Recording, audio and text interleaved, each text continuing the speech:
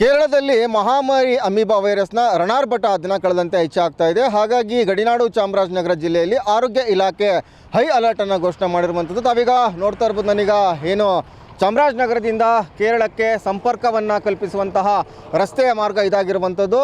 ಪ್ರಮುಖವಾಗಿ ಕೇರಳಕ್ಕೆ ಯಾರೆಲ್ಲ ಹೋಗ್ತಾ ಇದ್ದಾರೆ ಅಂಥವರಿಗೆ ಒಂದು ಜಾಗೃತಿ ಮೂಡಿಸುವಂತಹ ಕೆಲಸಕ್ಕೆ ಚಾಮರಾಜನಗರ ಆರೋಗ್ಯ ಇಲಾಖೆ ಮಾಡಿರುವಂಥದ್ದು. ಕೈಯಲ್ಲಿ ತಮ್ಮ ಪಾಂಪ್ಲೆಟನ್ನು ಕೂಡ ಹಿಡ್ಕೊಂಡಿದ್ದಾರೆ. ಯಾರೆಲ್ಲ ಕೇರಳಕ್ಕೆ ಹೋಗ್ತಾ ಇದ್ದಾರೆ, ಅಮೀಬಾ ವೈರಸ್ ಹೆಚ್ಚಾಗಿರುವಂಥದ್ದು ಅಂಥವರಿಗೆ ಒಂದು ಅರಿವನ್ನು ಮೂಡಿಸ್ತಾ ಇದ್ದಾರೆ. ಯಾವ ರೀತಿಯಾಗಿ ಪ್ರೋಟೋಕಾಲ್ಗಳನ್ನು ಫಾಲೋ ಮಾಡಬೇಕು ಅಂತ ಹೇಳಿ ತಿಳಿಸ್ತಾ ಇದ್ದಾರೆ. ತಾವು ಕೂಡ ನೋಡ್ತಾ ಇರ್ಬೋದು, ಈಗ ಶಬರಿಮಲೆಗೆ ತೆರಳೋದಕ್ಕೆ ಭಕ್ತಾದಿಗಳು ಕೂಡ ಬರ್ತಾ ಇರುವಂಥದ್ದು.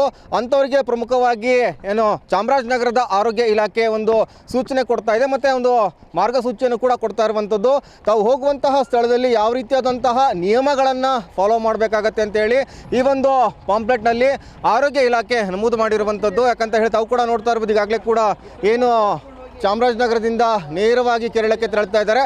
ಅಯ್ಯಪ್ಪ ಭಕ್ತಾದಿಗಳು ಮತ್ತು ಮಾಲಾಧಾರಿಗಳು ತೆರಳ್ತಾ ಇದ್ದಾರೆ. ಸಾಕಷ್ಟು ಏನು ಜನಸಂದಣಿ ಇರುತ್ತೆ. ಅಮೀಬಾ ವೈರಸ್ ಕೂಡ ಸಾಕಷ್ಟು ಏನು ಒಂದು ಹರಡುವಂಥದ್ದು, ಒಬ್ಬರಿಂದ ಮತ್ತೊಬ್ಬರಿಗೆ ಸ್ಪ್ರೆಡ್ ಆಗ್ತಾ ಇರುತ್ತೆ. ಹಾಗಾಗಿ ಅದು ಆಗಬಾರ್ದು ಅಂತ ಹೇಳಿದ್ರೆ ಸೋಷಿಯಲ್ ಡಿಸ್ಟೆನ್ಸ್ ಆಗಿರ್ಬೋದು, ಮಾಸ್ಕನ್ನು ಧಾರಣೆ ಮಾಡೋದಾಗಿರ್ಬೋದು, ಮತ್ತು ಅವರು ತಂಗುವಂತಹ ಸ್ಥಳದ ಒಂದು ಪ್ರಾಮುಖ್ಯತೆ ಯಾವ ರೀತಿಯಾಗಿರುತ್ತೆ, ಮತ್ತು ಕ್ಲೀನ್ನೆಸ್ಸನ್ನು ಇಂಪಾರ್ಟೆಂಟ್ ಆಗುತ್ತೆ.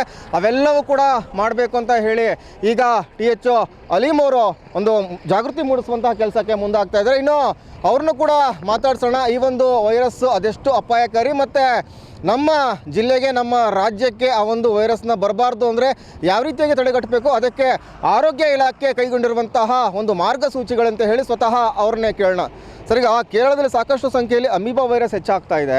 ಹಾಗಾಗಿ ನಮ್ಮ ಚಾಮರಾಜನಗರದಲ್ಲೂ ಕೂಡ ಹೈ ಅಲರ್ಟ್ ಘೋಷಣೆ ಮಾಡಲಾಗಿದೆ. ಕಾರಣ ಅಂತ ಹೇಳಿದರೆ ಕೇರಳ ಮತ್ತು ತಮಿಳುನಾಡು ಎರಡೂ ಒಂದು ಗಡಿಯನ್ನು ನಮ್ಮ ಚಾಮರಾಜನಗರಲ್ಲೇ ಹಂಚಿಕೊಂಡಿರುವಂಥ ಜಿಲ್ಲೆ. ಹಾಗಾಗಿ ಈಗ ಆ ಒಂದು ಅಮೀಬಾ ವೈರಸ್ನ ತಡೆಗಟ್ಟುವ ಸಲುವಾಗಿ ಅಯ್ಯಪ್ಪ ಮಾಲಾಧಾರಿಗಳಿಗೆ ಏನೆಲ್ಲ ವಿಶೇಷವಾದಂತಹ ಸೂಚನೆಗಳನ್ನು ತಾವು ಕೊಡ್ತಾ ಇದ್ದೀರಾ?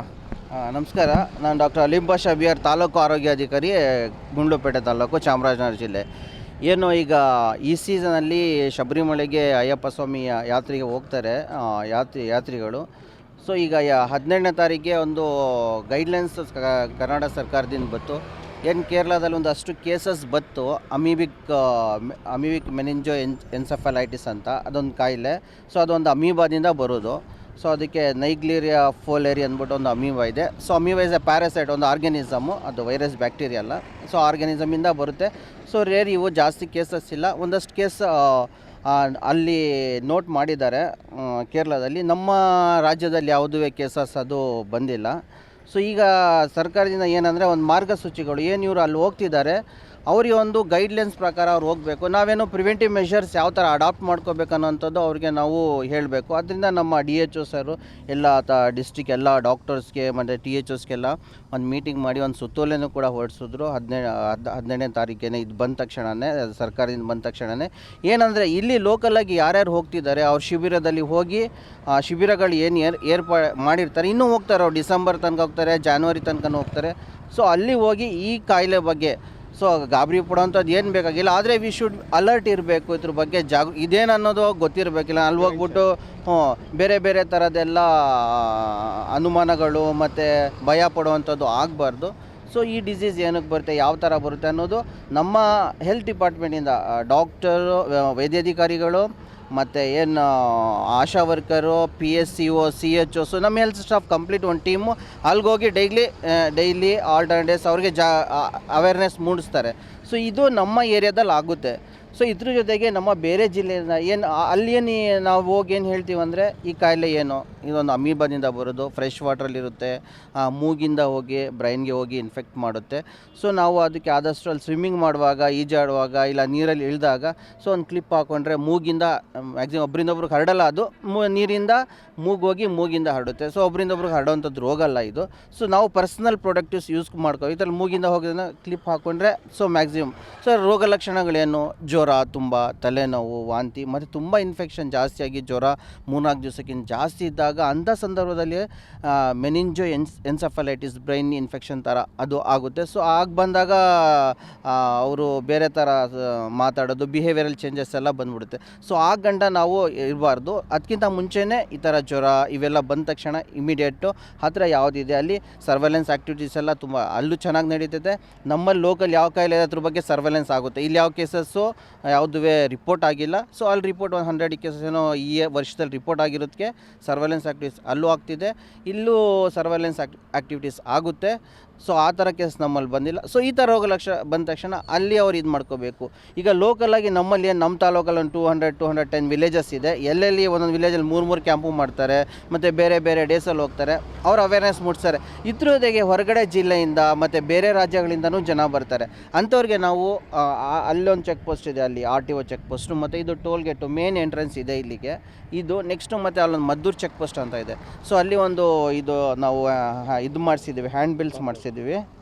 ಈ ಹ್ಯಾಂಡ್ ಬಿಲ್ಸ್ ಪ್ರಕಾರ ಇದರಲ್ಲಿ ಮಾರ್ಗಸೂಚಿ ಸರ್ಕಾರದಿಂದ ಏನು ಕೊಟ್ಟಿದ್ದಾರೆ, ನಮ್ಮ ತಾಲೂಕಿಂದ ನಾವು ಡಿಸ್ಟ್ರಿಕ್ಕಿಂದ DHO ಅವರ ಆದೇಶದ ಮೇರೆಗೆ, ಅವರ ಸಲಹೆ ಮೇರೆಗೆ ಇವೆಲ್ಲ ಮಾಡಿಸಿ ಇಲ್ಲಿ ನಿಂತ್ಕೊಂಡು ನಮ್ಮ ನ್ಯಾಷನಲ್ ಹೈವೇ ಅಥಾರಿಟಿ ಇದ್ದಾರೆ ಕೋಆರ್ಡಿನೇಟರ್, ಅವ್ರ ಜೊತೆ ಮತ್ತು ಫಾರೆಸ್ಟ್ ಡಿಪಾರ್ಟ್ಮೆಂಟ್ ಅವ್ರ ಜೊತೆ ಮಾತಾಡಿ, ಸೊ ಅಟ್ಲೀಸ್ಟ್ ನಮ್ಮ ಕಡೆಯಿಂದ ಅವ್ರಿಗೆ ಅರಿವು ಮೂಡಿಸೋಣ, ಭಯ ಪಡೋದು ಬೇಡ.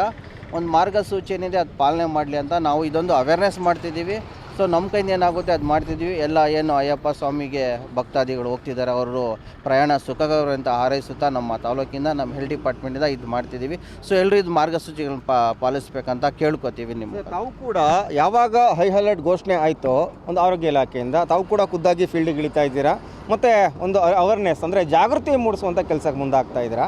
ಈಗ ತಾವು ಕೂಡ ಈಗ ಬೆಳಗಿಂದ ಸಾಕಷ್ಟು ವಾಹನಗಳಲ್ಲಿ ಶಬರಿಮಲೆಗೆ ಹೋಗ್ತಾ ಇದ್ರು ಅಯ್ಯಪ್ಪ ಭಕ್ತಾದಿಗಳು, ಅವ್ರನ್ನ ತಡೆದು ಒಂದು ಪಾಂಪ್ಲೆಟನ್ನು ಕೊಡ್ತಾ ಇದ್ರಿ. ಅವರ ರೆಸ್ಪಾನ್ಸ್ ಯಾವ ರೀತಿಯಾಗಿತ್ತು ಸರ್? ಏನು ಹೇಳ್ತಾ ಇದ್ದಾರೆ, ಏನು ಕೇಳ್ತಾ ಇದ್ದಾರೆ ಅವರು? ಈಗ ಒಂದಷ್ಟು ಕಡೆ ನ್ಯೂಸ್ ಬಂತು ಭಯ ಅಂತ, ಒಂದಷ್ಟು ಜನ ಹೇಳಿದ್ರು. ನಾವು ಸ್ಟಾರ್ಟಿಂಗ್ ಏನು ಈ ವೀಕಿಂದ ಏನು 3-4 ಡೇಸಿಂದ ಕೇಳ್ತಿದ್ದೀವಿ. ಒಂದಷ್ಟು ಜನ ಭಯ ಆಗಿದ್ರೆ, ಒಂದಷ್ಟು ಜನ ಬಿಡಿ ಸರ್ ಏನೂ ಆಗಲ್ಲ, ದೇವರು ಇದಕ್ಕೆ ಹೋಗ್ತಿದ್ದೀವಿ. ಸೊ ಏನಾದರೂ ಇರಲಿ, ಒಂದು ಒಳ್ಳೆ ಕೆಲಸ ಮಾಡ್ತಿದ್ದಾರೆ, ಅವೇರ್ನೆಸ್ ಕೊಡ್ತಿದ್ದಾರೆ ಸರ್. ನಾವು ಇದು ಮಾರ್ಗಸೂಚಿ ಪಾಲನೆ ಮಾಡ್ತೀವಿ. ತುಂಬ ಖುಷಿ ಆಯಿತು ನಮಗೆ ಈ ಥರ ಒಂದು ನಮ್ಮ ರಾಜ್ಯದಿಂದ ಒಂದು ಅವೇರ್ನೆಸ್ ಮೂಡಿಸ್ತಿರೋದು. ಸೊ ಒಂದು ಒಳ್ಳೆ ರೆಸ್ಪಾನ್ಸು ಕೊಡ್ತಿದ್ದಾರೆ ಮತ್ತು ಅವೇರ್ನೆಸ್ ಆಗ್ತಿದೆ ಅವ್ರಿಗೆ. ಸೊ ಅಲ್ಲೊಂದು ಕಡೆ ಮತ್ತು ಆ ಲೋಕಲ್ ಏರಿಯಾ ಕಡೆಯಿಂದ ಮತ್ತು ಈ ಚೆಕ್ ಪೋಸ್ಟು ಮತ್ತು ಮದ್ದೂರು ಅದು ಫಾರೆಸ್ಟ್ ಚೆಕ್ ಪೋಸ್ಟು ಅಲ್ಲಿ ತನಕ ನಾವೊಂದು ಅವೇರ್ನೆಸ್ ಮಾಡ್ತಿರೋದು, ಅವ್ರಿಗೆ ಒಂದು ಅರಿವು ಆಗ್ತಿದೆ ಸರ್. ಸೊ ಆ ಥರ ಇದ್ದಾಗ ಅವರು ಹತ್ತಿರ ಆಸ್ಪತ್ರೆಯಲ್ಲಿ ಹೇಳುವಂಥದ್ದು ಆಗುತ್ತೆ. ಅದು ಇದಿಷ್ಟು THO ಅಲೀಂ ಪಾಷಾ ಅವರ ಮಾತುಗಳು. ಅದೇ ರೀತಿಯಾಗಿ ಮತ್ತೊಂದು ಅಯ್ಯಪ್ಪ ಶಬರಿಮಲೆಗೆ ತೆರಳುವಂತಹ ವಾಹನ ಕೂಡ ಬಂತು. ಅಲ್ಲೂ ಕೂಡ ಇಲ್ಲಿರುವಂಥ ಆರೋಗ್ಯ ಸಿಬ್ಬಂದಿಯವರು ಒಂದು ಪಾಂಪ್ಲೆಟನ್ನು ಕೊಡ್ತಾ ಇದ್ದಾರೆ.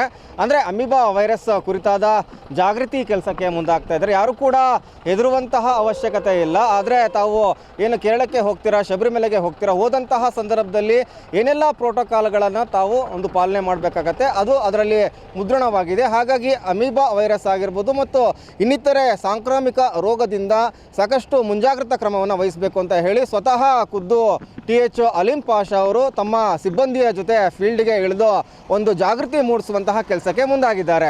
ಇದು ಸದ್ಯಕ್ಕೆ ಕರ್ನಾಟಕ ಹಾಗೂ ಕೇರಳದ ಗಡಿ ಭಾಗದಲ್ಲಿ ಆರೋಗ್ಯ ಇಲಾಖೆ ಸ್ಪೆಷಲ್ ಡ್ರೈವ್ ಮಾಡ್ತಾ ಇರುವಂಥದ್ದು. ಕ್ಯಾಮ್ರಾ ಪರ್ಸನ್ ಮಧು ಜೊತೆ ಸೂರಜ್ ಪ್ರಸಾದ್, TV9 ಮೂಲೆಹೊಳೆ.